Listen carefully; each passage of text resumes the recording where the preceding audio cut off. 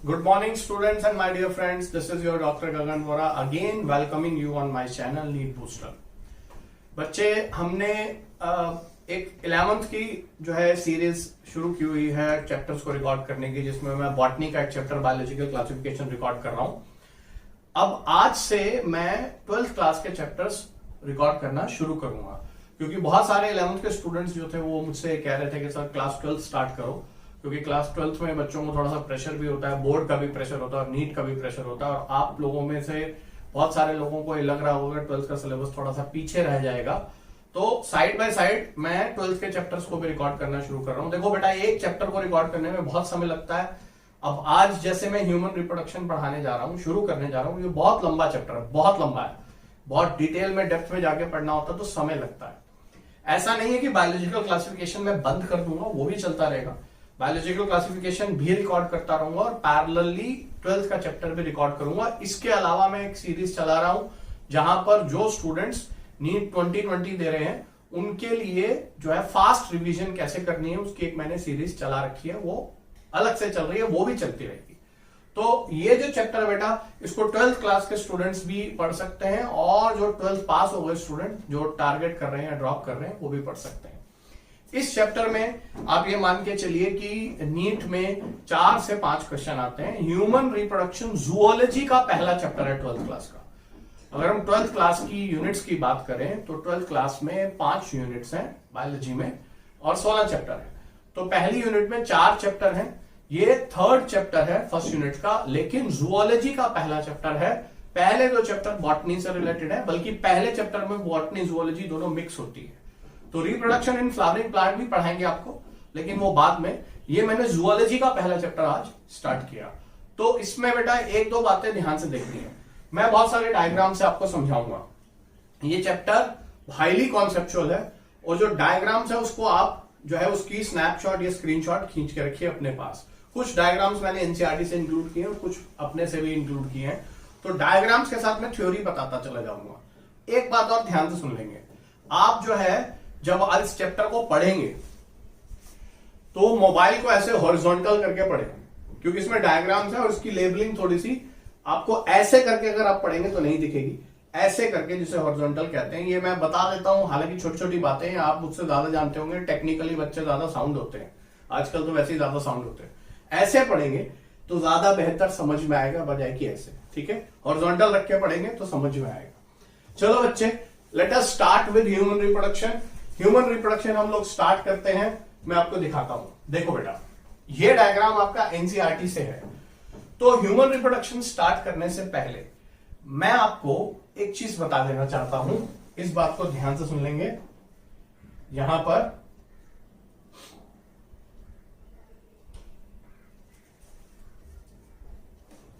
अगर हम लोग बात करते हैं प्राइमरी सेक्स ऑर्गन्स की, प्राइमरी सेक्स ऑर्गन्स, पहले आप इसकी डेफिनेशन समझ लीजिए, फिर मैं आपको उस डायग्राम पे ले जाऊंगा। तो बेटा, प्राइमरी सेक्स ऑर्गन्स अगर हम मेल्स और फीमेल्स दोनों में कंसीडर करें, आज मैं मेल रिप्रोडक्टिव सिस्टम से स्टार्ट करने वाला हूं और फिर फीमेल रिप्रोडक्टिव सिस्टम बताऊंगा। अगर हम मेल और फीमेल्स दोनों में कंसीडर करें प्राइमरी सेक्स ऑर्गन के बारे में, तो प्राइमरी सेक्स ऑर्गन वो है जो गैमीटोजेनेसिस में हेल्प करते हैं। अब आप देखो, गैमीटोजेनेसिस, गैमीटोजेनेसिस वर्ड का मतलब है formation of gamete. Genesis word का मतलब फॉर्मेशन होता है और यहां गैमीटो लिखा हुआ है, तो गैमीटो का मतलब गैमीट्स। अगर हम मेल्स में बात करें तो मेल गैमीट को, ये बिल्कुल मैं एलिमेंट्री नॉलेज दे रहा हूं, स्पर्मेटोजोआ कहते हैं, स्पर्मेटोजोआ। इसको शॉर्ट में स्पर्म भी बोला जाता है। और फीमेल गैमीट को अगर हम बात करें तो फीमेल गैमीट को बेटा ओवम कहा जाता है, और अगर प्लूरल हो गया उसका तो ओवा हो गया। ओवा का मतलब बहुत सारे ओवम, लेकिन एक को ओवम कहते हैं, ठीक है। तो अब प्राइमरी सेक्स ऑर्गन्स क्या हैं, तो आपको पहले यह समझना बहुत जरूरी है। प्राइमरी सेक्स ऑर्गन्स वो ऑर्गन्स हैं जो गैमीट्स बनाते हैं। या तो वो स्पर्म या स्पर्मेटोजोआ बनाते हैं, या तो वो ओवम या ओवा बनाते हैं। ओवा मतलब प्लूरल में कह देते हैं। तो अब प्राइमरी सेक्स ऑर्गन कौन से हुए? अगर हम मेल्स में बात करें तो प्राइमरी सेक्स ऑर्गन टेस्टीज हैं। ES लगाते हैं तो 2 टेस्टिस, जैसे कि ह्यूमन मेल में 2 टेस्टिस होते हैं तो ES लगाते हैं, और अगर सिंगुलर हो जाता है तो IS लगाते हैं। देखो ये छोटी छोटी बातें हैं, क्योंकि क्लास 12 के बच्चे पढ़ रहे हैं, इसीलिए बिल्कुल 0 से शुरू करते हैं। हमेशा चैप्टर को 0 से शुरू करना चाहिए। सिंगल होगा तो टेस्टिस होगा, और अगर प्लूरल होगा तो टेस्टीज होगा। मेल्स में प्राइमरी सेक्स ऑर्गन, यानी कि प्राइमरी सेक्स ऑर्गन वो है मेल्स में जो स्पर्मेटोजोआ की फॉर्मेशन करेंगे। तो स्पर्मेटोजोआ की फॉर्मेशन को स्पर्मेटोजेनेसिस कहा जाता है। मैं यहां लिख देता हूं स्पर्मेटोजेनेसिस। देखो जेनेसिस वर्ड का मतलब है फॉर्मेशन, अभी मैंने आपको बताया जेनेसिस का मतलब फॉर्मेशन। तो टेस्टिस जो है मेल्स में स्पर्मेटोजेनेसिस करते हैं, यानी कि फॉर्मेशन ऑफ स्पर्मेटोजोआ करते हैं। तो इसीलिए मेल्स में प्राइमरी सेक्स ऑर्गन हुए टेस्टिस, ये प्राइमरी सेक्स ऑर्गन्स हैं। फीमेल्स में ओवम बनाने के प्रोसेस को oogenesis कहा जाता है।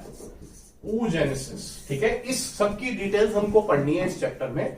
oogenesis का मतलब है फॉर्मेशन ऑफ ओवम। तो बेटा फीमेल्स में अगर हम प्राइमरी सेक्स ऑर्गन की बात करें तो ओवरीज हैं, ओवरीज, ठीक है। तो ये बातें ध्यान से समझ लेना है। अब हम इनकी डिटेल्स पढ़ेंगे, जैसे कि हम आज मेल रिप्रोडक्टिव सिस्टम पढ़ने जा रहे हैं। फिर से एक बार देख लीजिए, मैंने क्या बोला? प्राइमरी सेक्स ऑर्गन्स वो ऑर्गन्स हैं जो गैमीटोजेनेसिस में हेल्प करते हैं। मेल्स फीमेल्स दोनों में प्राइमरी सेक्स ऑर्गन होते हैं। अब मेल्स में प्राइमरी सेक्स ऑर्गन कौन से हैं? तो टेस्टिस हैं। और फीमेल में प्राइमरी सेक्स ऑर्गन कौन से हैं? ओवरीज हैं। तो टेस्टिस क्या कर रहे हैं? स्पर्मेटोजोआ की फॉर्मेशन। तो स्पर्मेटोजोआ की फॉर्मेशन को क्या बोला? स्पर्मेटोजेनेसिस। ओवम की फॉर्मेशन को क्या बोला? oogenesis। तो अभी हमें एक बेसिक आइडिया हो गया कि प्राइमरी सेक्स ऑर्गन क्या है। अब सवाल यह है कि अगर प्राइमरी सेक्स ऑर्गन है तो सेकेंडरी सेक्स ऑर्गन भी होंगे। तो अब हम डायग्राम पे चलते हैं, तो मैं आपको दिखाता हूं कि कैसे मैं आपको समझा। तो बच्चे पहले सबसे हमें प्राइमरी सेक्स ऑर्गन और सेकेंडरी सेक्स ऑर्गन में जो डिफरेंस समझना है ना, उसके लिए डायग्राम फिर से देखो। ये आपकी एनसीईआरटी का ही डायग्राम है।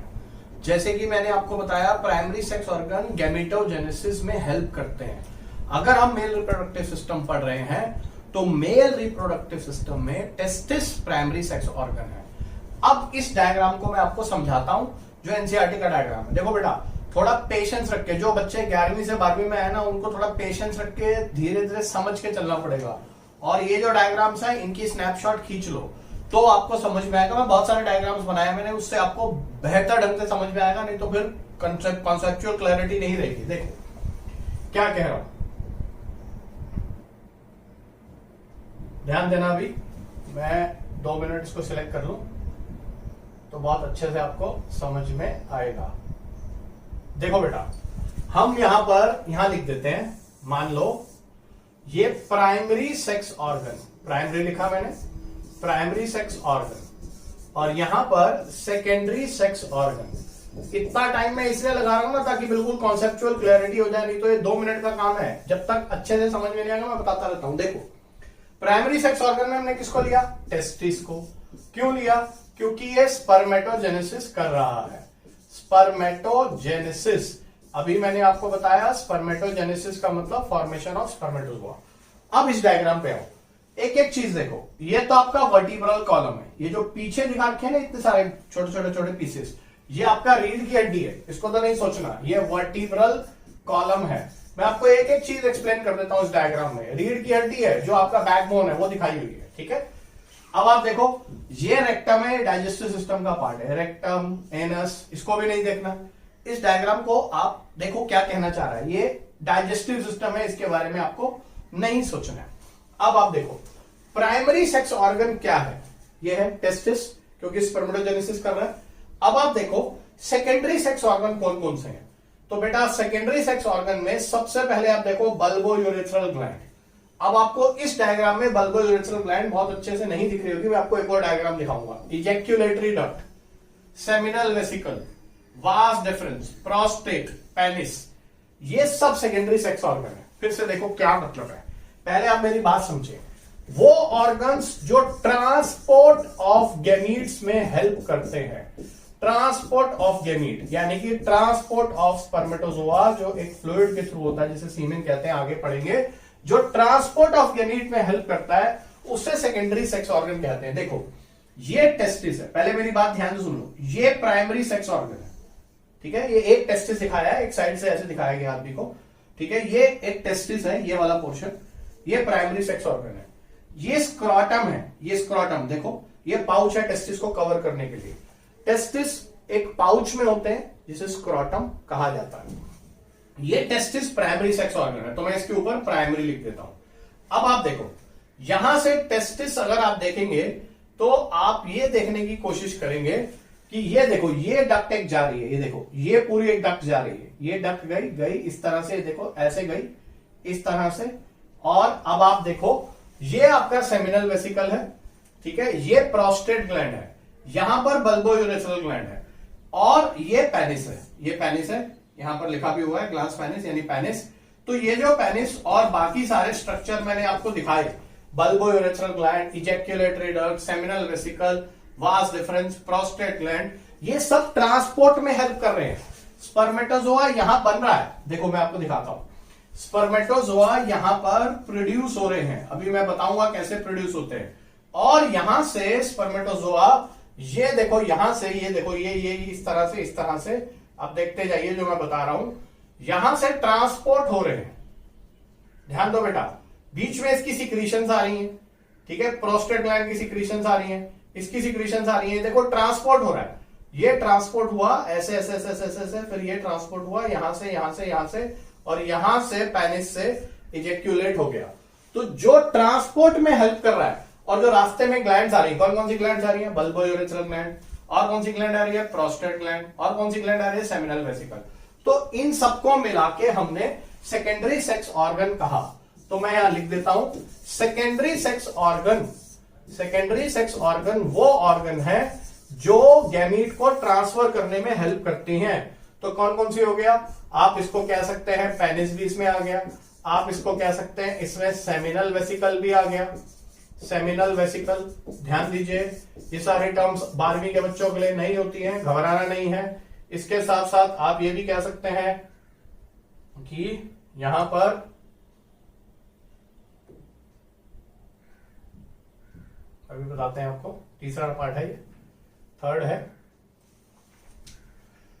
थर्ड पार्ट में आपका सेमिनल वेसिकल के अलावा बल्बो यूरेथ्रल ग्लैंड भी आ गया, bulbo urethral gland, bulbo urethral gland, ठीक है, जिसे कॉपर्स ग्लैंड भी कहते हैं। फिर उसके बाद प्रोस्टेट ग्लैंड भी आ गया, इजैक्युलेटरी डक्ट भी आ गया। तो देखिए, ये सब ट्रांसपोर्ट में हेल्प कर रहे हैं। जो भी सेकेंडरी सेक्स ऑर्गन्स हैं वो ट्रांसपोर्ट ऑफ गैमीट में हेल्प करते हैं। एक ज्यादा बेहतर ढंग से मैं आपको एक डायग्राम से दिखाता हूं और अच्छे से समझ में आएगा। पहले एक बात समझ लो कि प्राइमरी सेक्स ऑर्गन गैमेटोजेनेसिस करेगा, मेल्स में टेस्टिस प्राइमरी सेक्स ऑर्गन है, स्पर्मेटोजोआ बनाएगा, उस प्रोसेस को स्पर्मेटोजेनेसिस कहते हैं। स्पर्मेटोजेनेसिस, स्पर्मेटोजेनेसिस मतलब फॉर्मेशन ऑफ स्पर्मेटोजोआ, अभी मैंने थोड़ी देर पहले भी बताया था। तो वो प्राइमरी सेक्स ऑर्गन में हो रहा है, जो ट्रांसपोर्ट करने में हेल्प कर रहे हैं उन्हें सेकेंडरी सेक्स ऑर्गन कहते हैं।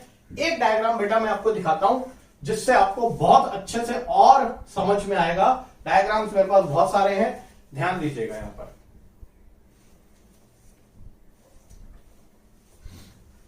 इस डायग्राम को आप देखेंगे तो और बेहतर आपको समझ में आ जाएगा। इसको बड़ा कर देते हैं। अब देखो, ये थ्योरी मत पढ़ो, ये थ्योरी मैं अभी पढ़ाऊंगा आपको, इस पे ध्यान मत देना, क्योंकि अभी तो मैं स्लाइड बाय स्लाइड चलूंगा, मुझे सिर्फ प्राइमरी सेकेंडरी सेक्स ऑर्गन बताना है। तो अब आप देखो कैसे मैं आपको समझाता हूं, इसे ध्यान देके बिल्कुल समझना क्या कह रहा हूं। ध्यान दो बेटा, एक एक चीज समझने की है इस चैप्टर में।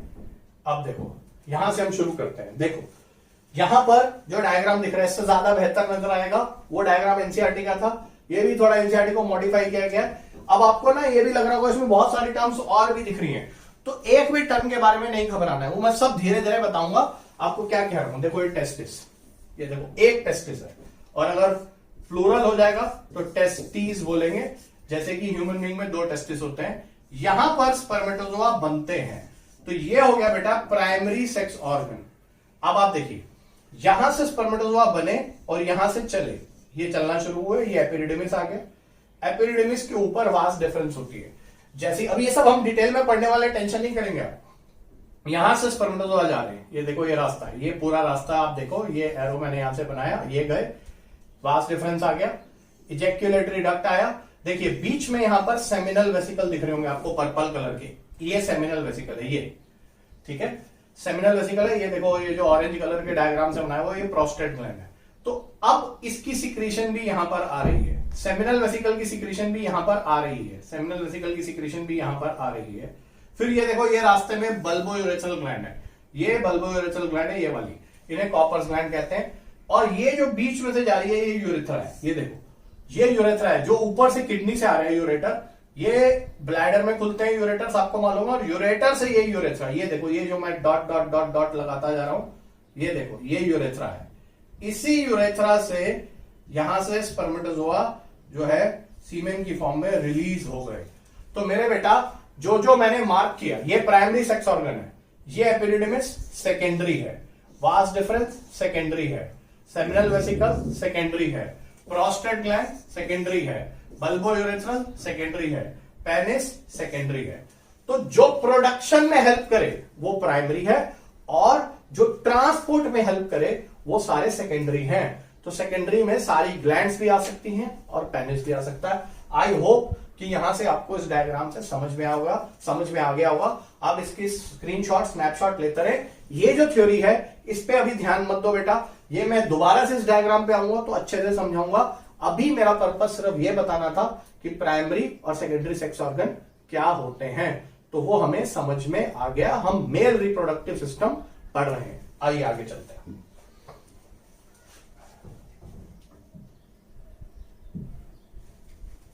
देखो बेटा, अब हम लोग फिर से पहले डायग्राम पे चलते हैं।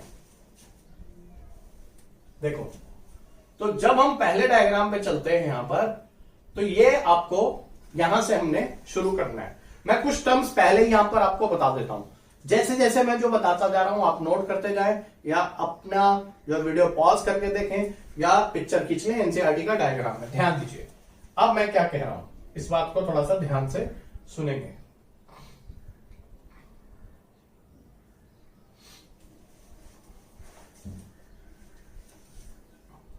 अगर हम इसको थोड़ा सा सिलेक्ट करें, अरे भाई हिलता क्यों है, तुम बैठ जाते हैं।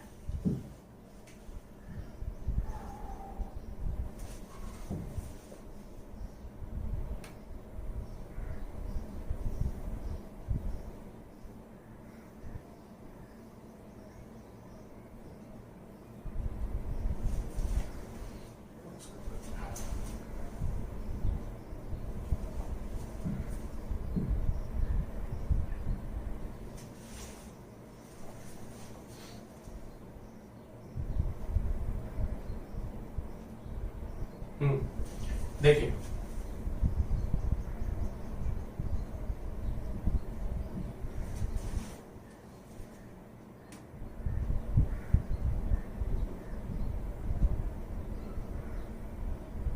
ध्यान दीजिए बेटा, अब मैं आपको बहुत सारी चीजें बताता हूं, ध्यान से सुनिए।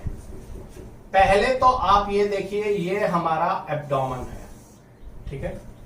एब्डोमेन का मतलब पेट, ये एब्डोमेन है, एब्डोमेन का मतलब पेट होता है, इसे ध्यान रख लेंगे आप। ये लोअर पोर्शन ऑफ एब्डोमेन, ये लोअर पोर्शन, यहां से एक कैनाल अटैच्ड है, एब्डोमेन से एक कैनाल अटैच्ड है। देखो मैं फिर से आपको, ज्यादा बेहतर है व्हाइट कलर से दिखाता हूं, वो आपको ज्यादा बेहतर समझ में आएगा, क्योंकि रेड में आपको देखने में थोड़ी सी हो सकता है दिक्कत आ रही हो। अब आपको यहां से दिखाते हैं। देखो ये आपका एब्डोमेन है, ठीक है। यहां से एक कैनाल एब्डोमेन से इस पाउच पे अटैच हो रहा है। देखो ये जो कैनाल बेटा दिख रहा है आपको, इसका नाम है इंग्वाइनल कैनाल। ध्यान से देख लीजिए, इंग्वाइनल कैनाल। एब्डोमेन से यानी कि ये एब्डोमेन है, जिसे हम पेट भी कहते हैं। उसका लोअर पोर्शन जो है, एब्डोमेन के लोअर पोर्शन से एक कैनाल जा रहा है जिसका नाम इंग्वाइनल कैनाल है, और ये जो इंग्वाइनल कैनाल है ये स्क्रोटम से अटैच हो रहा है। तो मैंने बताया स्क्रोटम, आप यहां देखो ये स्क्रोटम है। स्क्रोटम क्या है? पाउच है जिसमें टेस्टिस है। ये देखो ये स्क्रोटम है, ये वाला पूरा पोर्शन स्क्रोटम है। स्क्रोटम एक पाउच है जिसमें टेस्टिस है, ये सारा टेस्टिस है, आपको पता है। और ये जो थैली सी है, ये जो पाउच है, ये स्क्रोटम है, ठीक है। तो स्क्रोटम से अब जो है एक कैनाल अटैच हो रहा है जिसका नाम इंग्वाइनल कैनाल है। अब सुनिए, यहां पर दो टेस्टिस हैं, ठीक है। ये दो टेस्टिस हैं, अभी मैं और डिटेल में बताऊंगा, ध्यान से सुनिए। अब क्या कह रहा हूं कि यहां से एब्डोमेन से, यानी कि पेट से, यहां से एक कॉर्ड है जो इसमें अटैच हो रही है। देखिए, इंग्वाइनल कैनाल से कॉर्ड जा रही है, फाइबर्स जा रहे हैं, फाइबर्स की एक रस्सी सी जा रही है, ठीक है। फाइबर्स की, इलास्टिक फाइबर्स होते हैं इसमें। इसको बोलते हैं spermatic cord. This is called spermatic cord. तो what is spermatic cord? It is a elastic fibres cord. It is a cord made of elastic fibres. Elastic fibre से बनी हुई कॉर्ड है। इलास्टिक फाइबर्स वो होते हैं जो फ्लेक्सिबल होते हैं।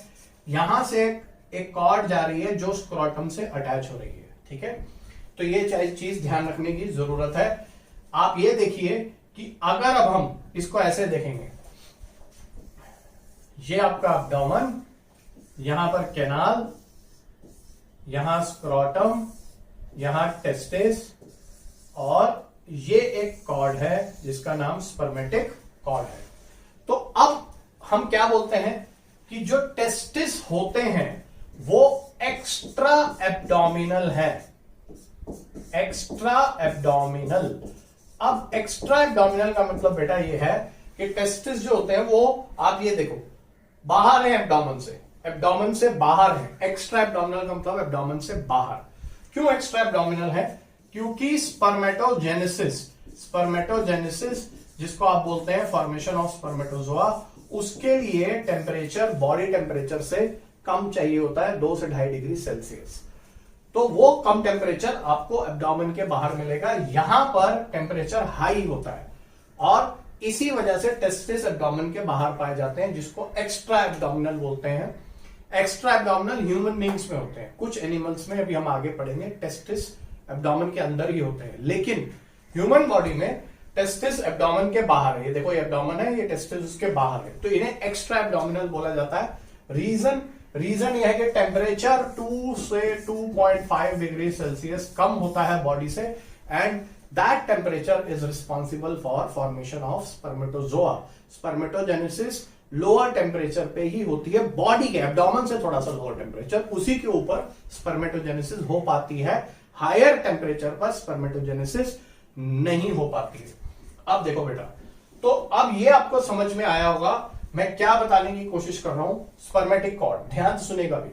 देखिए, जब हम ये एब्डोमेन की बात करते हैं, अब मैं स्पर्मेटिक कॉर्ड के कंटेंट्स बताऊंगा आपको। ये स्क्रोटम है, ठीक है, यहां से ये स्पर्मेटिक कॉर्ड जा रही है, ठीक है। अभी मैंने आपको बताया इंग्वाइनल कैनाल के थ्रू, इंग्वाइनल कैनाल अब मैंने नहीं बनाया, ये स्पर्मेटिक कॉर्ड है। तो इस स्पर्मेटिक कॉर्ड के अंदर से, इस स्पर्मेटिक कॉर्ड के अंदर से, ध्यान से सुनिएगा, इस स्पर्मेटिक कॉर्ड के अंदर से कुछ चीजें जा रही हैं जिनको हमें समझना जरूरी है। अभी मैं आपको बताता हूं, ध्यान से सुनिएगा।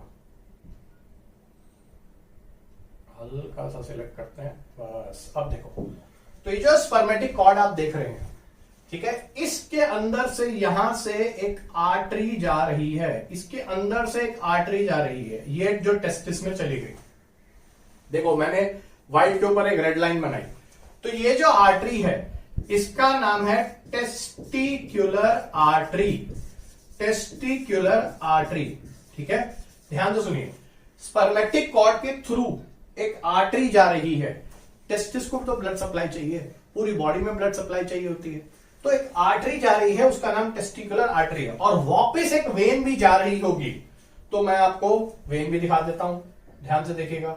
अगर मैं आपको वेन भी दिखाऊं इस तरह से, तो आपको समझ में आएगा यहां से एक वेन वापस जा रही है बेटा, देखो एक वेन जा रही है, ये जो ब्लू कलर की वापस जा रही है ये वेन है, इसका नाम है टी वेन यानी टेस्टिकुलर वेन। तो मेरी बात ध्यान से समझेंगे, स्पर्मेटिक कॉर्ड क्या चीज है? स्पर्मेटिक कॉर्ड एक फाइबर्स की, इलास्टिक फाइबर की कॉर्ड है जो एब्डोमेन और स्क्रोटम के बीच में है। ये स्क्रोटम है, अभी मैंने आपको बताया। स्क्रोटम क्या है? पाउच है जिसमें टेस्टिस है। तो उस स्पर्मेटिक कॉर्ड के थ्रू एक आर्टरी जा रही है और एक वेन वापस आ रही है, तो ये ब्लड सप्लाई है। तो जो आर्टरी जा रही है उसका नाम टेस्टिकुलर आर्टरी है, और जो वेन आ रही है वापस एब्डोमेन की तरफ उसका नाम टेस्टिकुलर वेन है। इसी से सारा के सारा ब्लड से न्यूट्रिशन टेस्टिस में जा रहा है। हर ऑर्गन को काम करने के लिए ब्लड चाहिए, न्यूट्रिशन चाहिए, ग्लूकोज चाहिए, ऑक्सीजन चाहिए। तो ब्लड के थ्रू, ग्लूकोज ऑब्वियसली न्यूट्रिशन है, ब्लड के थ्रू ये सारे सब्सटेंसेस टेस्टिस में चले जाते हैं, यहां टेस्टिस। ठीक है, आप समझे मेरी बात को? तो ये आपको समझ में आया होगा। इस डायग्राम को मैंने अपने से बना के दिखाया, थोड़ा सा डायग्राम्स बनाने में इस पर मुश्किल होती है, इसीलिए मैं आपको रियल डायग्राम दिखाता हूं। आपको एक देखिए,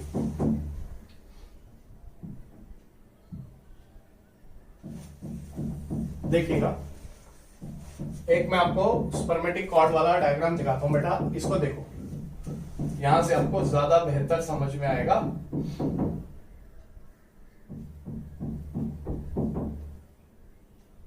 ये देखिए, ये डायग्राम यहां से आपको बहुत अच्छे से समझ में आएगा। देखो, दो तीन चीजें मैं आपको यहां पर बताऊंगा। देखो, पहले तो ना इतने सारे जो वर्ड्स है ना उनके ऊपर परेशान नहीं होना है, क्योंकि आपको क्या लगेगा ना कि इतने सारे वर्ड्स हैं, कि इतने सारे वर्ड्स हैं सर, ये वर्ड्स हम बार बार कैसे समझें? तो टेंशन वाली बात नहीं है, मैं आपको अभी सब कुछ धीरे धीरे समझाता चला जाऊंगा। वो आपको कैसे करना है वो मैं आपको बताता हूं। देखिए, ध्यान दीजिएगा, पहले आप ये देखिए, मैं यहां पर एक चीज बना रहा हूं। ये बेटा स्क्रोटम है, ठीक है। अगर ये स्क्रोटम है तो मैंने क्या बोला कि यहां पर टेस्टिस प्रेजेंट है। मान लो मैंने एक टेस्टिस दिखाया, एक सिंगल टेस्टिस है, ये मैं एक दिखा रहा हूं, अभी दूसरा नहीं दिखा रहा हूं। एक टेस्टिस है, दूसरा ऑब्वियसली प्रेजेंट होगा। अब क्या है, ये जो टेस्टिस आप देख रहे हैं, इसको देखिए ध्यान से, इसके साथ यहां पर ये देखिए, यहां पर कुछ फोल्ड है, ठीक है।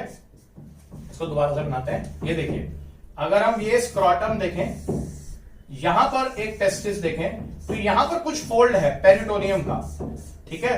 ये जो आप देख रहे हैं, जो मैंने बनाया है, ये फाइबर्स का, इलास्टिक फाइबर्स का बना हुआ है। इसको ग्यूबर्नाक्युलम कहते हैं। इसका नाम है ग्यूबर्नाक्युलम। ध्यान से देखिए, ग्यूबर्नाक्युलम, जो कि मेसोर्कियम भी उसका पार्ट भी बोल देते हैं। ये जो पार्ट है, मतलब हर टेस्टिस जो है स्क्रोटम से कुछ इलास्टिक फाइबर से अटैच्ड है। इस फाइबर का नाम जो है वो ग्यूबर्नाक्युलम है। मैंने यहां लिख दिया, ये ग्यूबर्नाक्युलम है। तो ध्यान से देखिए क्या लिखा है, each testis is attached to the wall of scrotal sac. ये स्क्रोटम है, दिस इज स्क्रोटम, ठीक है। Through flexible elastic fibres, this group of fibres is called gubernaculum और मेसोर्कियम। फिर से देखिए, ऑर्क वर्ड जो होता है बेटा, याद रखना, ऑर्क वर्ड हमेशा टेस्टिस के लिए यूज होता है। फिर से देखें, ये स्क्रोटम है, this is scrotum, this is testis, ठीक है। ये टेस्टिस है, इसे टी से लिखा दिया मैंने ऐसे। तो टेस्टिस जो है वो यहां पर अटैच हो रहा है कुछ फाइबर्स के साथ, इलास्टिक फाइबर्स के साथ। उन फाइबर्स को ग्यूबर्नाक्युलम कहा जाता है। ये ग्यूबर्नाक्युलम है, मैंने लिखा, each testis is attached to the wall of scrotal sac through flexible elastic fibres, these fibres are called gubernaculum. अब आप देखिए, तो क्या है, अब आपको एक चीज और देखनी है। जैसे कि मैंने अभी बताया, ये हमारा एब्डोमेन है, यहां से एक कैनाल जा रहा है, इस कैनाल का नाम इंग्वाइनल कैनाल है। यहां स्क्रोटम है, तो यहां से एक फाइबर जा रहे हैं ना, इन फाइबर्स का नाम क्या है, स्पर्मेटिक कॉर्ड। तो इंग्वाइनल कैनाल को मैंने स्पर्मेटिक कॉर्ड से भर दिया। तो देखिए क्या लिखा है, each testis is attached to the dorsal body wall of the abdominal cavity through a cord termed as spermatic cord. तो ये आपका हुआ एस कॉर्ड, यानी स्पर्मेटिक कॉर्ड, जो अभी थोड़ी देर पहले मैंने आपको बताया। This cord is made of elastic fibres. अभी मैंने आपको बताया कॉर्ड किसका बना हुआ है, इलास्टिक फाइबर्स का, ठीक है। एंड स्पर्मेटिक फेशिया, ये याद करने की जरूरत नहीं है। कंटेंट्स ऑफ द कॉर्ड, इस कॉर्ड में से क्या क्या जा रहा है, तो बेटा देखो ये स्पर्मेटिक कॉर्ड दिख रहा होगा आपको, दिस इज स्पर्मेटिक कॉर्ड। जो रियल डायग्राम देख लेते हैं, ये स्पर्मेटिक कॉर्ड है। ये वाली मसल्स अभी छोड़ दो, अभी मैं बताऊंगा सारी मसल्स के बारे में भी। तो ये जो स्पर्मेटिक कॉर्ड देख रहे हैं आप, ये जो कॉर्ड है ये बीच में देखिए, तो इसमें टेस्टिकुलर आर्टरी जा रही है, देखो रेड कलर की, अभी मैंने थोड़ी देर पहले आपको दिखाया था। टेस्टिकुलर आर्टरी, टेस्टिकुलर वेन्स वापस आ रही है, और वास डिफरेंस भी है इस कॉर्ड में, वास डिफरेंस भी है। तो वास डिफरेंस के बारे में भी हम पढ़ेंगे। तो इस कॉर्ड से क्या क्या जा रहा है, कॉर्ड से जा रहा है टेस्टिकुलर आर्टरी जो टेस्टिस को ब्लड सप्लाई कर रही है, वापस जो आ रही है वो टेस्टिकुलर वेन और वास डिफरेंस। तो देखो क्या लिखा है, content are vas deferens, gonadal vein, वही testicular artery testicular vein, gonadal artery testis को गोनाइड भी कहते हैं, नर्व्स एंड लिम्फेटिक्स। तो बहुत ध्यान से सुनो बेटा, फिर से मैं आपको एक बार रिपीट कर देता हूं ताकि कंफ्यूजन ना हो। ये आपका स्क्रोटम और ये टेस्टिस, यहां पर एक फोल्ड ऑफ इलास्टिक फाइबर है जिसको ग्यूबर्नाकुलम कहा, ये मैंने आपको बता दिया। फिर ये बॉडी का पार्ट, यहां से सब स्पर्मेटिक कॉर्ड जा रही है और ये स्क्रोटम अटैच है। तो जो स्पर्मेटिक कॉर्ड ये जा रही है, इसके अंदर से आर्टरीज निकल रही हैं, इसके अंदर से वेन वापस जा रही है और इसके अंदर वास डिफरेंस भी है। तो हमने बिल्कुल डिटेल में डेप्थ में जाके ये समझ लिया। अगर आपको दिक्कत है तो इससे पहले जो मैंने बताया उसको फिर से देखें, फिर वहां से आपको बेहतर समझ में आएगा। एक बार फिर से पढ़ देता हूं। Each testis is attached to the wall of scrotal sac through flexible elastic fibers. They are called gubernaculum और mesorchium. बार बार मैंने बोला ऑर्क वर्ड हमेशा टेस्टिस के लिए यूज होता है, ORCH, इसलिए mesorchium बोला। Each testis is attached to the dorsal body wall of the abdominal cavity through a cord, यानी कि यही वाली चीज जो मैंने आपको बताई, इसका नाम स्पर्मेटिक कॉर्ड है। ठीक है, ये लिखा, this cord is made of elastic fibres. Spermatic fascia याद करने की जरूरत नहीं है। Contents of cord are vas deferens, ये गोनाइडल वेन यानी कि टेस्टिकुलर वेन, गोनाइडल आर्टरी यानी testicular artery, nerves and lymphatics. तो ये हमें समझ में आ गया बेटा। अब हम चलते हैं वापस, तो हमको अब पढ़ना है हिस्टोलॉजी ऑफ टेस्टिस। तो बेटा हिस्टोलॉजी पे चलने से पहले एक चीज और देख लेते हैं। जब हम बात करते हैं टेस्टिस की डिसेंट की, तो ध्यान देना बेटा, बहुत इंपॉर्टेंट बात है। अगर हम टेस्टिस की डिसेंट की बात करते हैं तो एक चीज आपको यहां पर देखना जरूरी है। देखो बेटा, जैसे कि मैंने आपको बताया था कि ये एब्डोमेन है, ठीक है, यहां पर इंग्वाइनल कैनाल है और यहां पर स्क्रोटम है। तो मैंने आपको ये बोला कि ह्यूमन बींग्स में टेस्टिस एक्स्ट्रा एब्डोमिनल होते हैं। एक्स्ट्रा एब्डोमिनल का मतलब है कि टेस्टिस यहां पर प्रेजेंट है, एब्डोमेन के बाहर। ऐसा करने का रीजन मैंने आपको ये बताया। ऐसा होने का रीजन ये है कि यहां पर temperature 2 to 2.5 degree Celsius less होता है बॉडी टेम्परेचर से। लेकिन एक बात बहुत इंपॉर्टेंट है बेटा, क्या टेस्टिस हमेशा एब्डोमेन के बाहर होते हैं? जब बर्थ हो जाती है तभी होते हैं। लेकिन कोई बच्चा जब मदर के यूट्रस में होता है, यानी कि पैदा नहीं होता है, यानी कि एम्ब्रियोनिक स्टेजेस में होता है, तो टेस्टिस एब्डोमेन में ही होते हैं। यहीं पर टेस्टिस का डेवलपमेंट होता है। ध्यान से सुनिए, ये इंग्वाइनल कैनाल है और ये स्क्रोटम है। मैं क्या कह रहा हूं कि जब बच्चा पैदा नहीं हुआ होता है, मदर के यूट्रस में होता है, तो टेस्टिस एब्डोमेन के अंदर ही होते हैं। और लास्ट में जब प्रेगनेंसी खत्म होने वाली होती है, उस दौरान, उससे जस्ट पहले, थोड़ा सा पहले, ये टेस्टिस यहां से डिसेंड होते हुए स्क्रोटम में आ जाते हैं। इसे डिसेंड ऑफ टेस्टिस कहा जाता है। डिसेंड ऑफ टेस्टिस कहने का मतलब फिर से मैं आपको बता दूं, पहले जब डेवलप होते हैं टेस्टिस, यानी कि जब बच्चा मदर के यूट्रस में होता है, बॉर्न नहीं होता, तो टेस्टिस एब्डोमेन में ही डेवलप होते हैं। लेकिन जब whenever a baby is going to born, ठीक है, जब वो पैदा होने वाला होता है, उससे थोड़ा सा पहले, लास्ट ट्राइमेस्टर में होता है प्रेगनेंसी में, डॉक्टर की टर्म है, थोड़ा आसान करके बता रहा हूं, ये टेस्टिस यहां से इंग्वाइनल कैनाल से डिसेंड होकर स्क्रोटम में आ जाते हैं। फिर उसके बाद जिंदगी भर यहीं स्क्रोटम में रहते हैं। तो कहने का मतलब इसे बोला जाता है डिसेंड ऑफ टेस्टिस। इसके लिए बेटा FSH हार्मोन यानी कि फॉलिकल स्टिमुलेटिंग हार्मोन और टेस्टोस्टेरॉन, ये सब आपने केमिकल कोऑर्डिनेशन में पढ़ा होगा, ये दो हार्मोन। एक और हार्मोन होता है एंटी मुलेरियन हार्मोन, उसके बारे में मैं आगे बताऊंगा। 2-3 हार्मोन्स होते हैं, FSH, टेस्टोस्टेरॉन और anti Mullerian hormone. We will talk about this hormone, बाद में हम बात करेंगे आगे इस चैप्टर के। तो ये 3 हार्मोन्स होते हैं जो बेसिकली रिस्पॉन्सिबल होते हैं इस टेस्टिस को, 2 टेस्टिस को यहां से इंग्वाइनल कैनाल से स्क्रोटम में पहुंचाने के लिए। ह्यूमन बींग्स में ऐसा होता है।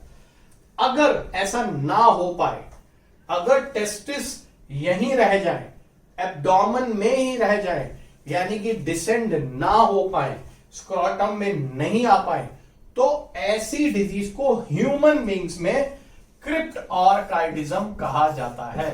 अभी मैंने बेटा बताया आपको, ऑर्क वर्ड का मतलब टेस्टिस है, तो क्रिप्ट ऑर्काइडिज्म एक ऐसी डिसऑर्डर है, एक ऐसी डिजीज है जिसमें टेस्टिस फेल टू डिसेंड, यानी कि वो स्क्रोटम में नहीं आ पा रहे। कहने का मतलब वो यहां पर एब्डोमेन में ही रह गए, नीचे यहां से स्क्रोटम में इंग्वाइनल कैनाल के थ्रू जिनको यहां आ जाना चाहिए था वो नहीं आ पा रहे। ये कंडीशन बर्थ के बाद अगर ऐसा हो तो उसे क्रिप्ट ऑर्काइडिज्म कहा जाता है। इसे अनडिसेंडेड टेस्टिस भी कहा जाता है, यानी डिसेंड नहीं हो पाए। इससे प्रॉब्लम्स होती हैं, टेस्टिस जो है वो अच्छे से काम नहीं कर पाते हैं और ऐसी प्रॉब्लम्स को सॉल्व करने के लिए सर्जरी की जाती है। हार्मोनल थेरेपी भी दी जाती है, वो डिपेंड करता है कि पेशेंट की क्या कंडीशन है। कई बार हार्मोन्स की इंजेक्शन देने से भी ये डिसेंड कर जाते हैं और कई बार क्या होता है बेटा कि सर्जरी से भी डिसेंड कर जाते हैं, वो डिपेंड करता है पेशेंट के ऊपर। देखो क्या लिखा हमने, ड्यूरिंग एम्ब्रियोनिक डेवलपमेंट, ध्यान से सुनिएगा, यहां पर इसको अच्छे से देख लेंगे। ड्यूरिंग एम्ब्रियोनिक डेवलपमेंट यानी कि एम्ब्रियोनिक स्टेज, ठीक है, testis develop in abdominal cavity, formation abdomen में ही हो रहा है, एंड दे डिसेंड, नीचे आते हैं, डिसेंड मतलब नीचे आ जाते हैं, to reach in the scrotum at the time of birth, birth के पहले, जस्ट पहले, at the time of birth, कभी कभी बस बर्थ से पहले डिसेंड कर जाते हैं, जैसे अभी मैंने बताया। When testis does not descend, do not होना चाहिए, ग्रामर में गलती हो गई। When testis do not descend to the reach to the scrotum, जब वो स्क्रोटम पे नहीं पहुंचते, and they remain in the abdominal cavity, यानी कि यहीं रह गए at the time of birth, this condition is called undescended testis और क्रिप्ट ऑर्काइडिज्म।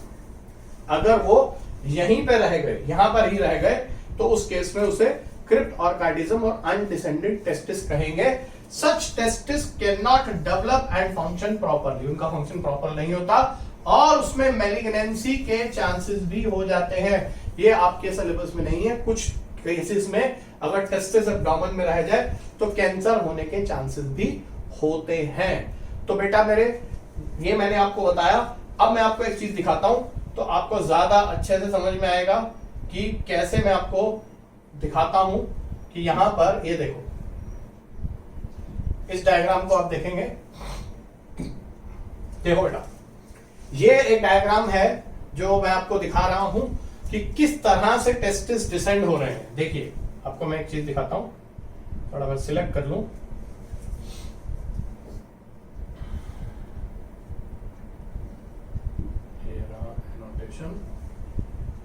ये रहा आपका व्हाइट कलर दिखाते हैं आपको। देखिए बेटा, आपको ये देखिए, ये आप ये देखिए एब्डोमेन है, कभी कभी ये इंग्वाइनल कैनाल दिखाया है, ये देखिए ये इंग्वाइनल कैनाल है। तो इंग्वाइनल कैनाल के थ्रू ये देखिए टेस्टिस जो है वो स्क्रोटम में डिसेंड कर रहे हैं। ये पेनिस है, ये एक टेस्टिस दिखाया गया है, ये नॉर्मल है।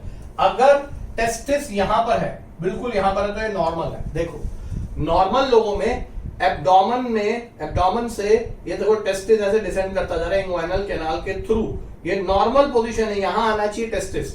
और ये जो आप देख रहे हैं यहां पर स्क्रोटम दिखाई गई है, ये जो पाउच है, ये जो पाउच दिखाई है स्क्रोटम है, तो ये नॉर्मल वाली जगह आपको दिख रही होगी।